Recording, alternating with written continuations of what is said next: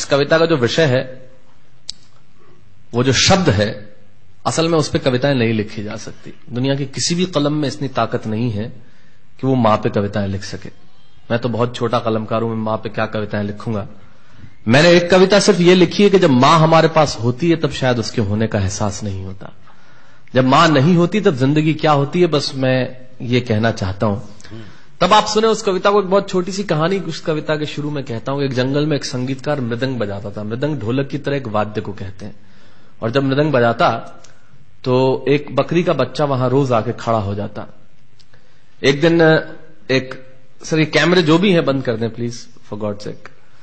बकरी का बच्चा वहां खड़ा हो जाता आके, तो मृदंग जो बजाता था संगीतकार, उसने उस मेमने से एक दिन पूछ लिया कि यार तुझे क्या मेरा सुर, मेरी ताल, मेरी लय बहुत अच्छी लगती है जो तू रोज यहां चला आता है। वो बोला मैं नहीं जानता कि आप क्या बजाते हैं, न मुझे सुर की समझ, न ताल की समझ, न लय की समझ। मैं तो बस इतना जानता हूं कि इस ढोलक पे, इस मृदंग पे जो चमड़ा मढ़ा है वो मेरे मां के बदन से आया है। क्या बात है, बहुत अच्छे, वाह। जब उस पे थाप पड़ती है मैं आके खड़ा हो जाता हूं। बहुत अच्छे, वाह। मेरी कविता मां के न रहने पे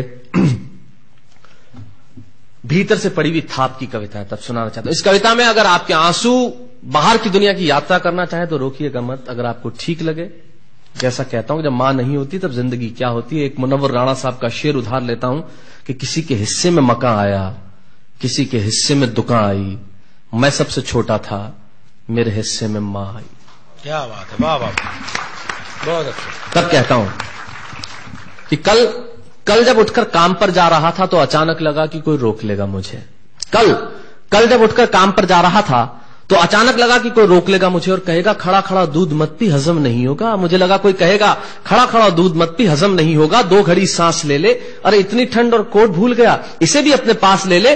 मन में सोचा मां रसोई से बोली होंगी जिसके हाथों में सना आटा होगा। अगली पंक्ति के खालीपन से जुड़े और जुड़े तो मुझे बताएं। मन में सोचा मां रसोई से बोली होंगी जिसके हाथों में सना आटा होगा, और पलट के देखा तो क्या मालूम था कि वहां सिर्फ सन्नाटा होगा। पलट के देखा तो क्या मालूम था कि वहां सिर्फ सन्नाटा होगा। अरे अब हवाएं ही तो बात करती हैं मुझसे। जब कोई नहीं होता तब अंतरिक्ष बात करता है, निर्वात बात करता है, वैक्यूम बात करता है। तब कहता हूं अरे अब हवाएं ही तो बात करती है मुझसे।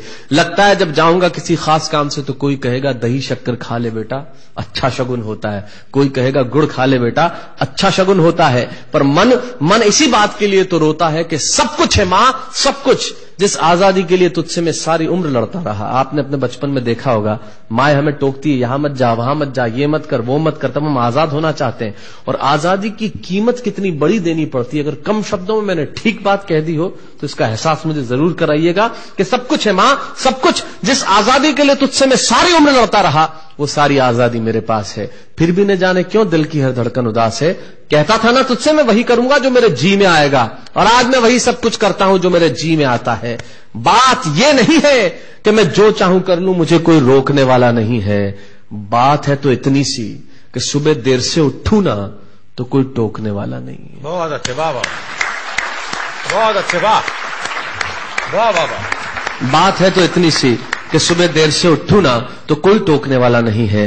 रात को देर से लौटूं तो कौन नाराज होगा भला, कौन कहेगा बार बार कि अब कहां चला। आप ही के जिंदगी के कुछ दृश्य चुराता हूं और आप ही को सौंपता हूं। रात को देर से लौटूं तो कौन नाराज होगा भला, कौन कहेगा बार बार कि अब कहां चला। दोस्तों के साथ घूमने पर उल्हाने कौन देगा, मेरे वो तमाम झूठे बहाने कौन देगा। सच कहा साहब, गम की चोटें जख्मों पे फौलाद से ज्यादा क्या होगी, और मां की दौलत दुनिया में औलाद से ज्यादा क्या होगी। तब कहना चाहता हूं कि रात को देर से लौटूं तो कौन नाराज होगा भला, कौन कहेगा बार बार कि अब कहां चला। दोस्तों के साथ घूमने पर उल्हाने कौन देगा, मेरे वो तमाम झूठे बहाने कौन देगा। कौन कहेगा कि इस उम्र में क्यों परेशान करता है। हाय राम, ये लड़का क्यों नहीं सुधरता है। पैसे कहां खर्च हो जाते हैं तेरे, क्यों नहीं बताता है। सारा दिन मुझे सताता है, रात को देर से आता है, खाना गर्म करने को जागती रहूं, खिलाने को तेरे पीछे भागती रहूं, बहाती रहूं आंसू तेरे लिए। कभी कुछ सोचा है मेरे लिए। खैर मेरा तो क्या होना है और क्या हुआ है, इस बुढ़िया का तो क्या होना है और क्या हुआ है। तू खुश रह लेना यही दुआ है, और आज तमाम खुशियां ही खुशियां। जीवन में जो सर्वश्रेष्ठ एक पंक्ति जो ईश्वर ने मुझे सौंपी वो मैं आपको सौंपता हूं। कहीं कोई कविता नहीं है, एक बहुत सामान्य सी बात जो बहुत सामान्य ढंग से मैं कह रहा हूं, लेकिन गेट सेट गो जो मैंने किताब लिखी, शायद हिंदुस्तान की पिछले 3 सालों में सबसे ज्यादा बिकने वाली किताब वो रही, 14 भाषाओं में उसका अनुवाद हुआ।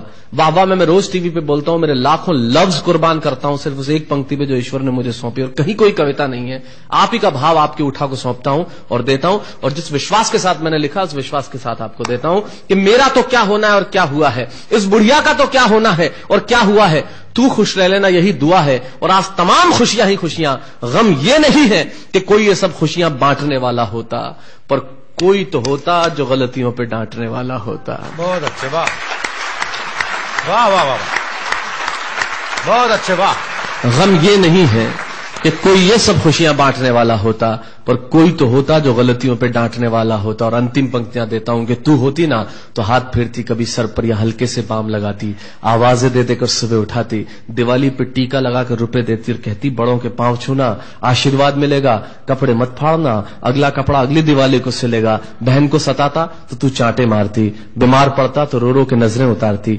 परीक्षा से आते ही खाना खिलाती, पिता की डांट का डर दिखाती, फिर पिता की डांट से तू ही बचाती, इसे नौकरी मिल जाए, ये तरक्की करे, दुआओं में हाथ उठाती, और तरक्की के लिए वतन छोड़ देगा, ये सुन के दरवाजे के पीछे चुपके चुपके आंसू बहाती। सब कुछ है मां, सब कुछ, आज तरक्की की हर रेखा तेरे बेटों को छू के जाती है, पर मां हमें तेरी बहुत याद आती है। बहुत अच्छा।